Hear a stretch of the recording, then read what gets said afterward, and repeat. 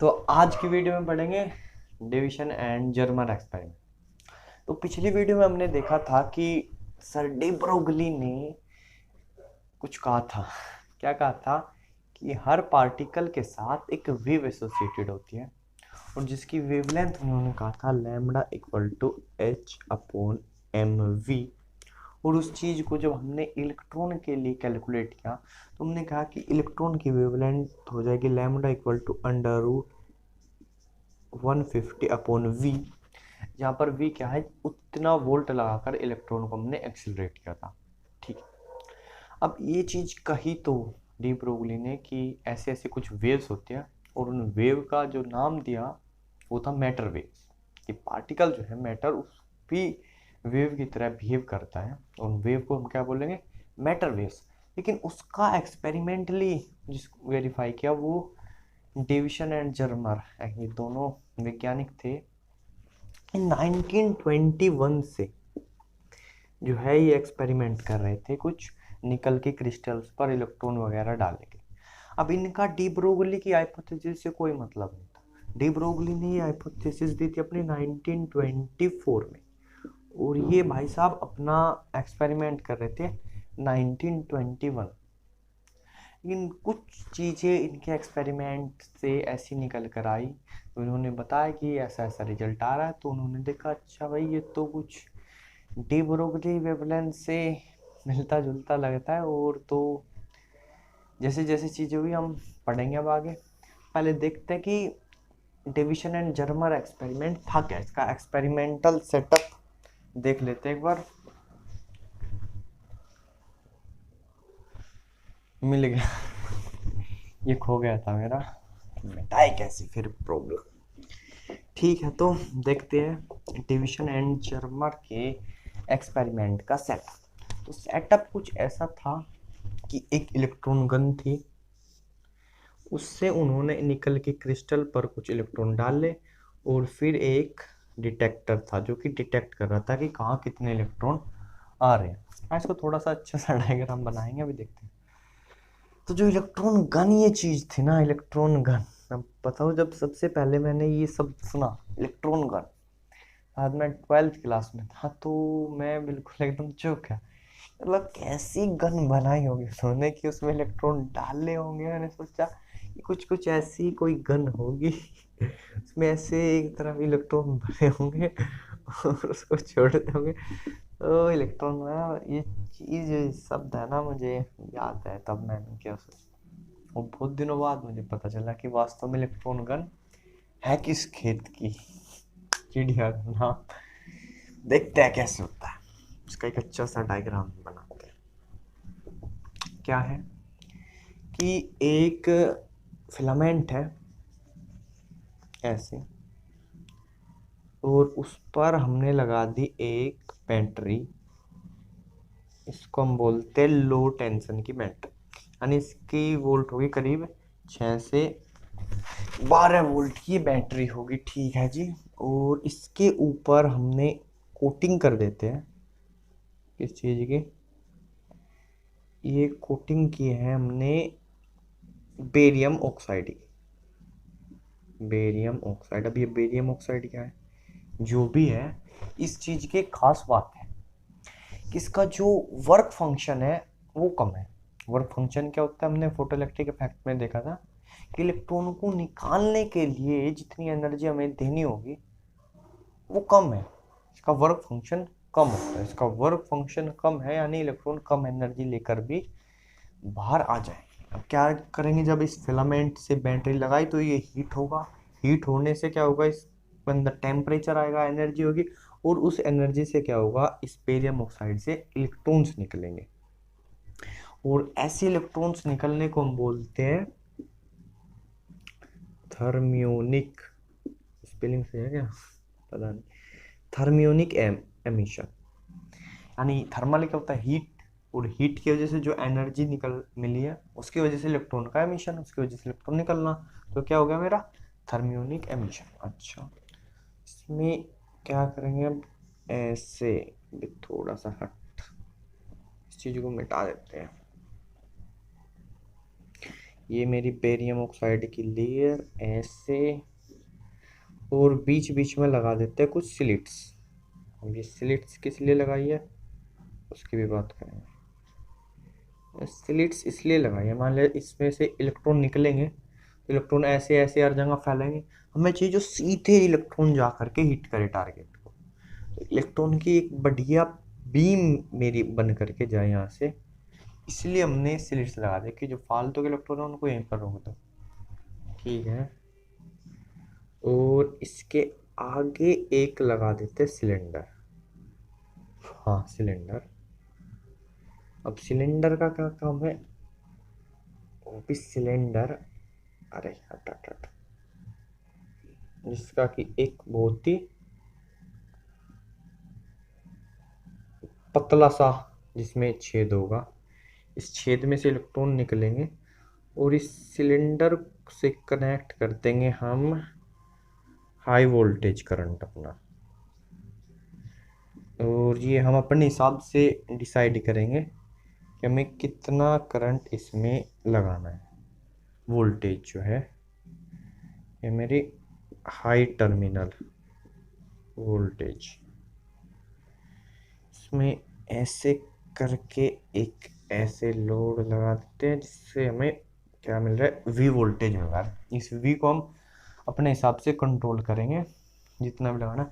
तो क्या होगा, जब ये इलेक्ट्रॉन यहाँ से निकलेंगे ऐसे ऐसे जा रहे हैं जा रहे हैं जा रहे हैं, तो इस सिलेंडर में जब आएंगे तो जितना वोल्टेज हम इसमें लगाया है उस वोल्टेज से क्या होंगे, इलेक्ट्रॉन एक्सेलरेटेड हो जाएंगे, उस इलेक्ट्रॉन से त्वरित हो जाएंगे, तो नहीं काइनेटिक एनर्जी उस वोल्टेज से मिल जाएगी। यानी हमने वी वोल्टेज लगाया तो इलेक्ट्रॉन की काइनेटिक एनर्जी हो जाएगी के इक्वल टू ई वी। इतनी इलेक्ट्रॉन वोल्ट की काइनेटिक एनर्जी लेकर के वो इलेक्ट्रॉन मेरा चलेगा। और ये जो पूरा सेटअप है मेरा, इस चीज को मैं बोलता हूँ अपनी electron gun. This is electron gun. अब इसके आगे एक लगा देंगे हम निकेल का क्रिस्टल। निकेल का क्रिस्टल हमारा टारगेट, जहां पर जा करके मेरे इलेक्ट्रॉन बीम इससे टकराएगी। ये जो गोलियां निकल रही है इलेक्ट्रॉन गन से ऐसे इससे जाकर टकराएगी। क्या है, निकेल क्रिस्टल क्रिस्टल। और यहां पर है मेरा डिटेक्टर, ये मेरा ऐसे डिटेक्टर है, और इस डिटेक्टर से लगा हुआ है मेरा गैल्वेनोमीटर, मूवेबल डिटेक्टर।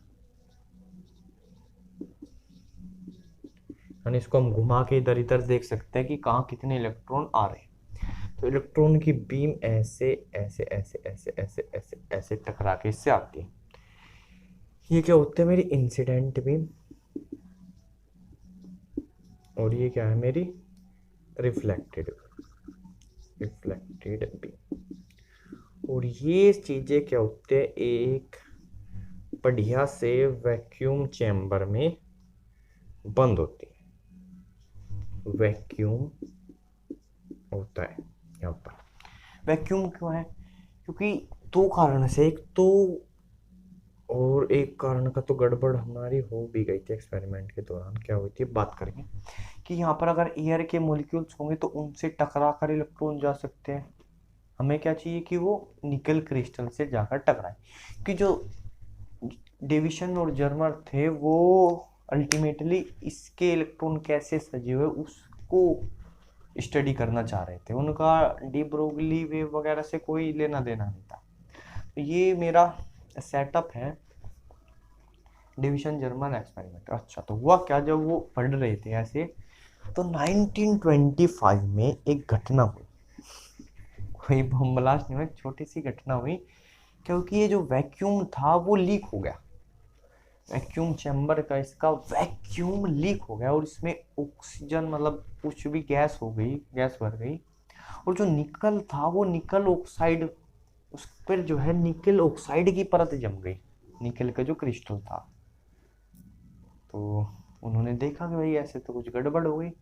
उन्होंने क्या किया, उस निकल क्रिस्टल को वहां से निकाला, उसका कुछ हीट ट्रीटमेंट किया, उसको गर्म वगैरह किया, साफ किया, और जब मतलब जो भी किया उन्होंने उसको गर्म किया, वैसे पिघलाया विघलाया कुछ, और क्या वो उससे निकल ऑक्साइड की लेयर तो हट गई, वो निकल का क्रिस्टल हुआ, लेकिन इस हीट ट्रीटमेंट से कुछ हो गया। क्या हुआ कि पहले जो उसके छोटे छोटे क्रिस्टल्स थे, एटम्स के जो क्रिस्टल थे, जैसे सॉलिड को हम बोलते हैं पॉलीक्रिस्टलाइन सॉलिड, वो क्रिस्टल मिल करके एक बड़े बड़े उसके क्रिस्टल बन गए, बड़ा क्रिस्टल, ऐसे इलेक्ट्रॉन्स का क्रिस्टलाइन सॉलिड हमने पढ़े हुए ना, जिसके जो एटम्स है वो एक खास तरीके से सजे हुए होते हैं, क्रिस्टलाइन सॉलिड, और क्रिस्टलीय ठोस, अक्रिस्टलीय ठोस आपने पढ़े हो। तो ऐसा कुछ हो गया। अब उससे क्या हुआ, जब इस क्रिस्टल बने हुए निकिल पर जब ये एक्सपेरिमेंट हुआ तो तस्वीर ही बदल गई कुछ।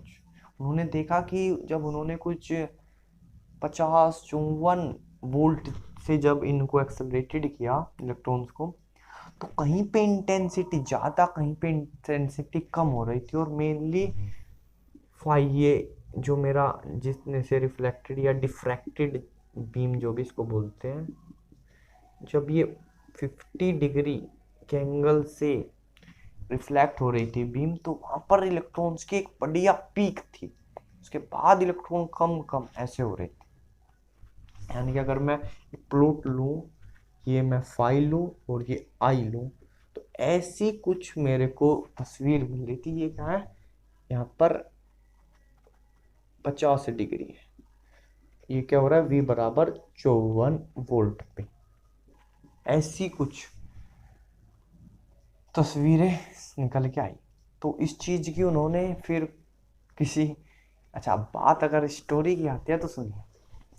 जो डेविसन थे वो गए हुए थे घूमने हनीमून पे, तो उस दौरान वो इंग्लैंड में कहीं कॉन्फ्रेंस में गए थे, और वहाँ पर कॉन्फ्रेंस में मैक्स बोर्न, उनका भी बहुत जिक्र अभी आने वाला है क्वांटम मैकेनिक्स में, वो लेक्चर दे रहे थे, और उसमें वो डे ब्रोगली के बारे में कुछ जो उन्होंने हाइपोथेसिस दिया उसके बारे में बता रहे थे।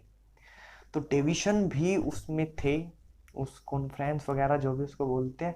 तो उन्होंने पता ही नहीं था कुछ ऐसा भी हो रहा है क्वांटम मैकेनिक्स के क्षेत्र में, तो उन्होंने उस चीज़ को देखा और उन्होंने रिलेट किया, फिर उन्होंने बताया, और उस हिसाब से फिर उन्होंने अपने एक्सपेरिमेंट को डिजाइन किया उस हिसाब से, और कुछ ऐसा उन्होंने 54 वोल्ट पर कुछ ऐसा ऐसा रिजल्ट निकाला। फिर उन्होंने अपने जो भी उनका डेटा था वो दिया, और वहां से कंफर्म हुआ कि जो 54 वोल्ट पर जो पीक आई है इंटेंसिटी की, यहाँ पर ज्यादा इंटेंसिटी, यहाँ पर कम इंटेंसिटी। पहले क्या था, एक्सपेरिमेंट में सब जगह बराबर बराबर इंटेंसिटी थी, जैसा कि नॉर्मली होना चाहिए था, तब कोई वेव नेचर नहीं था। लेकिन अब इंटेंसिटी ज्यादा है कम है, तो इंटरफेरेंस हो रहा है। जहाँ पर इंटेंसिटी ज्यादा है कंस्ट्रक्टिव इंटरफेरेंस, जहाँ पर कम है डिस्ट्रक्टिव इंटरफेरेंस। तो वेव्स का नेचर है, तो यहाँ से इलेक्ट्रॉन के वेव नेचर की पुष्टि हुई।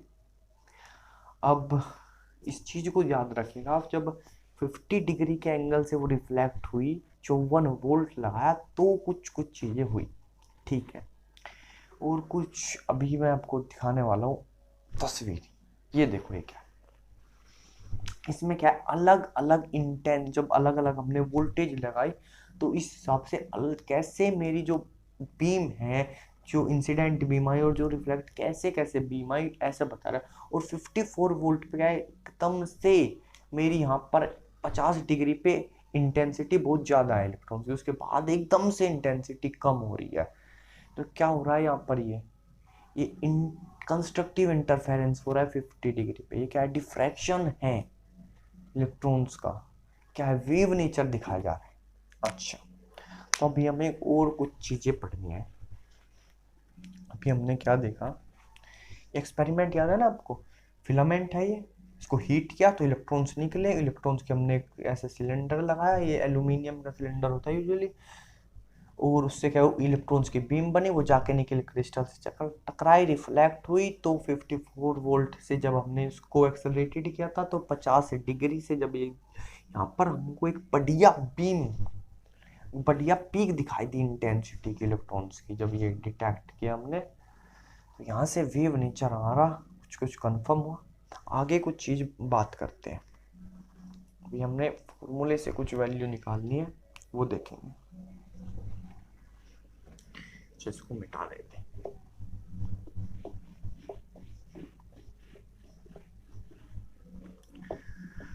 ओके, अब देखो अब तू भी मिट गया, तो मिट ही जा, पहले तो मिटा नहीं, इतना बढ़िया वो बनाना था। अच्छा, तो एक चीज होती है मेरे पास, एक टेक्निक है, स्टैंडर्ड टेक्निक, उसको एक्स रे डिफ्रैक्शन, और वो ये फिजिक्स के केमिस्ट्री के लोगों द्वारा यूज होते हैं, जो है किसी एटम की, किसी भी चीज की स्ट्रक्चर को स्टडी करते हैं कि उसके एटम्स कैसे सजे हुए हैं। तो इस चीज को एक बार देखते हैं हम, क्योंकि इसी चीज का हमारा रोल है। मान लिया ये किसी चीज के ऐसे एटम्स जो है वो सजे हुए हैं बराबर बराबर दूरी पर, ऐसे। ये क्या हमारे इलेक्ट्रॉन्स के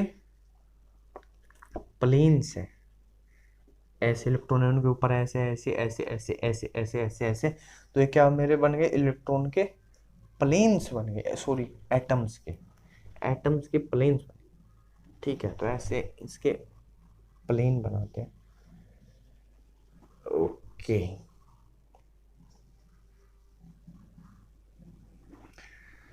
अब अगर मान लिया हमने कोई इस पर एक्सरे डाला ऐसे ऐसे डाला, तो हो सकता है कुछ वो पहली लेयर से ही रिफ्लेक्ट होके ऐसे चला जाए, ऐसे। मान लिया एंगल कितना था हमारा 5, जो हमने अपने इलेक्ट्रॉन्स में भी कंसीडर किया था कि वो 5 बराबर 50 डिग्री के चीज से आ गई। लेकिन इसके अलावा एक और एंगल हमारा मैटर करता है, वो एंगल ये है, उसको हम बोलेंगे थीटा, कि जितने डिग्री के एंगल से हमारी बीम जो है उसके क्रिस्टल पे आकर पड़ रही है, फिर क्रिस्टल से जितने डिग्री का एंगल बना रही है, तो एंगल क्या है मेरा, थीटा है। अब ये थीटा होगा तो इधर भी एंगल थीटा ही होना चाहिए, पहली तो बात। ठीक है जी, इस थीटा पर ही हम इधर इंटेंसिटी देख रहे हैं। एक चीज ये है कि ये बीम जो आई है कुछ पहली वाले से न टकरा के ये कुछ अगली लेयर पे चले जाए, ऐसे वहां से टकरा कर जाए, अभी ऐसे जाएगी। अब क्या आ जाएगा, इस वाली का जो रास्ता है एक्सरे का, इससे कुछ ज्यादा रास्ता ही चलिए, तो क्या हो जाएगा, इनका पाथ डिफरेंस हो जाएगा, और पाथ डिफरेंस की वजह से इनमें क्या आ जाएगा, फेज डिफरेंस आ जाएगा। तो ये क्या कर रही होगी, इंटरफेरेंस कर रही होगी। अब पाथ डिफरेंस पे डिपेंड करता है कि वो कंस्ट्रक्टिव इंटरफेरेंस होगा या डिस्ट्रक्टिव होगा। तो इस चित्र को थोड़ा सा मैं अलग एक बार बनाता हूँ,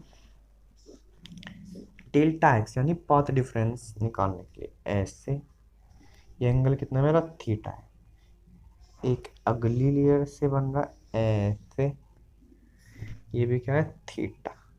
तो एक इस एंगल का परपेंडिकुलर बाइसेक्टर, यानी जो उसको दो बराबर बराबर हिस्सों में बांट दे और इस प्लेन के परपेंडिकुलर हो, वो खींच लेते हैं। अच्छा, तो यहाँ तक अगर मैं इससे इस पर ये परपेंडिकुलर डाल दूं, तो यहाँ तक इनका पाथ जो था सेम था, इधर डाल दूं तो ये भी रास्ता आगे चल के क्या इनका सेम है।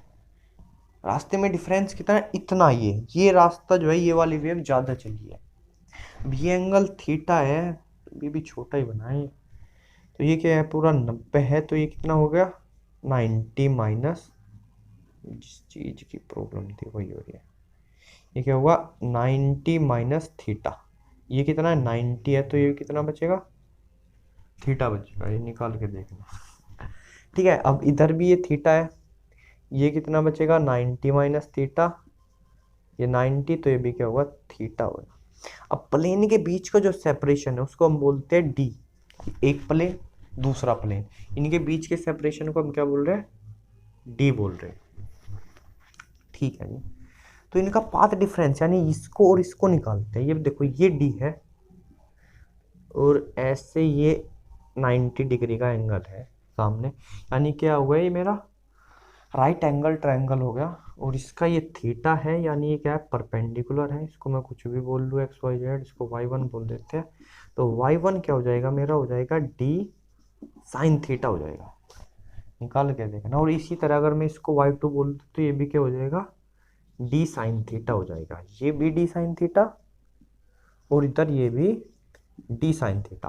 तो जो मेरा पाथ डिफरेंस निकल के आएगा डेल्टा एक्स, वो क्या हो जाएगा 2d sine theta, D sine theta plus D sine theta क्या हो गया 2d साइन थीटा होगा। इस चीज को हम बोलते हैं, क्या बोलते हैं इसको, तो कुछ नहीं बोलते।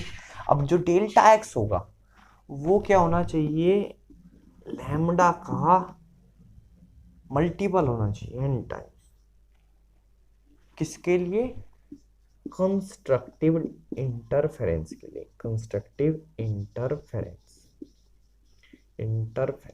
ओके।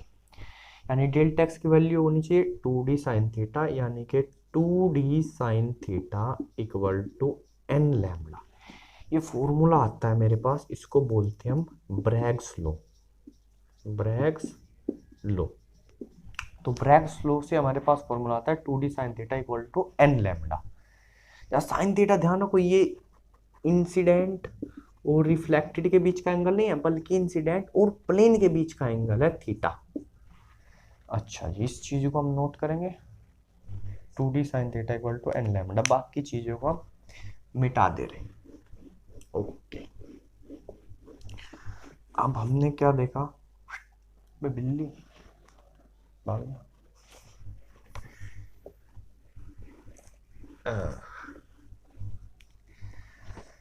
हमने क्या देखा कि जब हमारा इलेक्ट्रॉन ऐसे आ रहा था, इलेक्ट्रॉन बीम, और ऐसे वो 50 डिग्री के एंगल पर रिफ्लेक्ट हुई, तो मेरे को यहाँ पर, अरे बिल्ली तू भाग जा, बहुत प्यारी बिल्ली है।